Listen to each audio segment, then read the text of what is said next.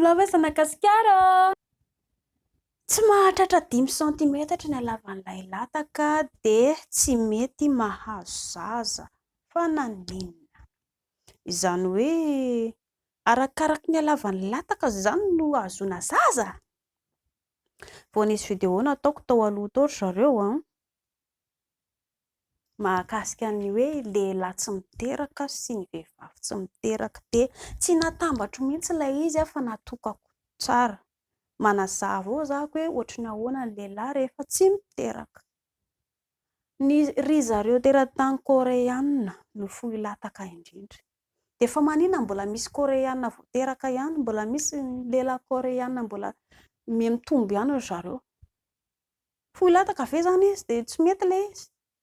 Tsy ny halavan'ny lataka, tsy ny hafohan'ny lataka, tsy ny habotan'ilay izy, tsy izay ange no mahatonga ny zazakely mipetraka e. Fa ny ranonainan'ny lehilahy matsatso, izay no mampatonga an'ilay zazakely tsy mipetraka.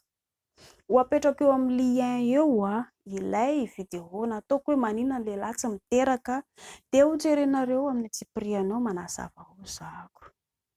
Noho izany tsy misy an'izany hoe lava loatra izany na fohy loatra na bota loatra tsy mety. Raha ohatra moa ialahy ka tsisy lohany ilay lataka dia izay mety sarotsara ho tony.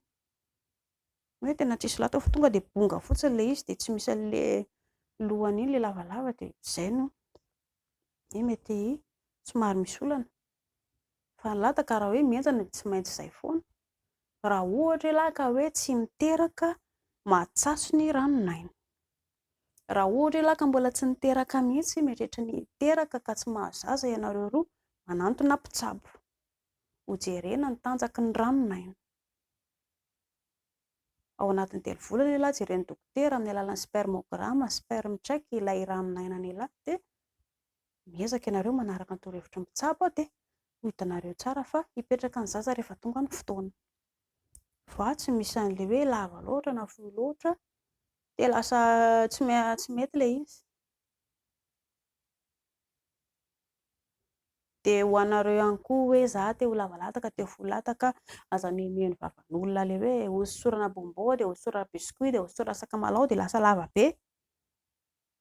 Tsy izay ny fanafodiny. Misy numéro amin'ny farany ambony eo amin'ny page io numéro an'ny dokotera afaka mandray anareo na lehilahy na vehivavy na mpivady. Raha manana olana tokoa ianareo amin'ny hoe lely, misy numéro io antsoinareo izy dia manao rendez-vous ianareo dia mihaona aminazy anontania daholo ny olanareo anankiroa. Afaka mianatra momba ny lely ihany koa nareo raha te hahalala fanazavana fanampiny.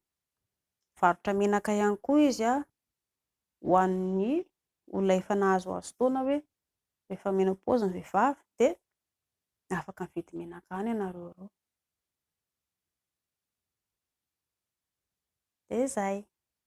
Mankasitraka tompoko.